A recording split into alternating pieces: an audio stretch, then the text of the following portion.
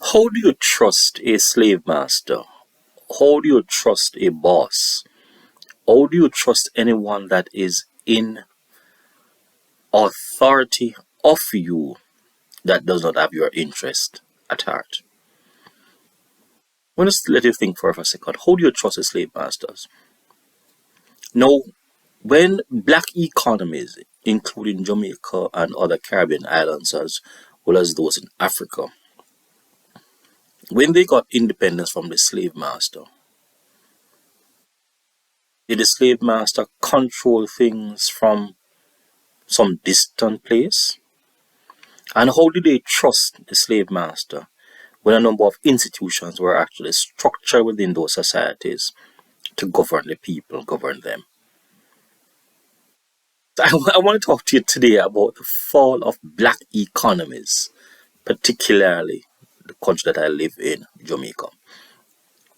Now, one of the deceptions to life is that somebody is going to assist you and has a personal agenda that you are not aware of. That means there's lack of information with someone who's going to actually lend you something, and that person going to lend you something at his interest, his best will, his best thought, his best perspective, his selfish motive, and you are there not aware as to what this person wants to do. So when Caribbean economies and developing world, including Africa, wanted assistance from the World Bank and the IMF, they were given it, but they were given it on conditions. And those conditions were where the secrets were hidden. Those conditions have crippled every developing country that there is, including Jamaica and many countries in Africa. What has happened? When the IMF loaned Jamaica money, we were placed through structural adjustment. And those structural adjustments saw in Jamaica massive unemployment, massive inflation rate, massive poverty. And then persons are concerned or wondering why this happened. It's simple. The slave master is now in authority. You went to the slave master, trusting the slave master that he was going to help you. And the slave master gave you conditions, and those conditions really cripple many developing countries. And there many research have been actually done on the matter in relationship to how the IMF and the World Bank not only destabilized but also made countries in the developing world debt dependent and destroy their economies. And of course, again, it's the slave master. I want to take you some time ago in Jamaica when we didn't have all that structural adjustment in Jamaica that occurred during the 1990s. All right. And I remember that we usually buy brooms from the Rastas. There were a number of dressmakers, tailors all over the place. Farmers were doing actually some things, and ignorants were actually likewise plying the wear within Jamaica. That is, whether it was goods or other grown provision. Now, I have now seen where structural adjustment occur, and we were actually told to open your economies because using economic jargon and open economy is better for you. Really? You are opening your economy to an individual who has mastered a craft, has gotten large scale production, is able to actually reduce cost substantially, has a competitive advantage over you, and you're going to open economy. But we were told this by the IMF and World Bank. The slave master is telling you what to do. And indeed, what Jamaica has now, there's no broom industry anymore in Jamaica. Early, you can actually find dressmakers and tailors. A number of persons, instead of farming in Jamaica, they're actually staying home with the land idle. And people are wondering how food prices are so high. Why the slave master has really destroyed many of you, boy. And then the igglers are buying these products from the slave masters, the overseas individuals. And the new slave master that is actually rising to the surface is China. And many persons are not seeing it at all. People are thinking that China is not protecting their interest. As I said before, the slave master has a selfish motive. And you have a selfish motive, and you ought to be protecting your interest and your motive. What has happened in Jamaica? Many of the things that we actually consume in Jamaica, as well as the other developing countries, are imported. And our import bill is massively more than our export bill. So where we are indebted to what? The foreigners, the exporters to our country. Or we're indebted to the what? Importers. Alright? So where we are now in Jamaica is that the country is opened to external shocks. In the sense that if something happens in the United States, it affects prices in Jamaica. Because we have little or no production in many outlets, in many areas, with our bloom industry, that if China decides to close its door, we can actually survive in the bloom industry.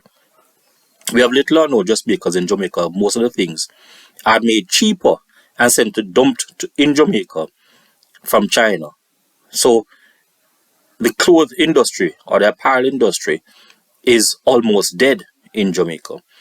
Then farmers, a number of the things that normally were planted in Jamaica have dwindled close to zero. So therefore, we depend on import for a number of things that we once produced. Because the IMF told us, one, open your economy. You'll benefit from an open economy. Two, revalue your dollar.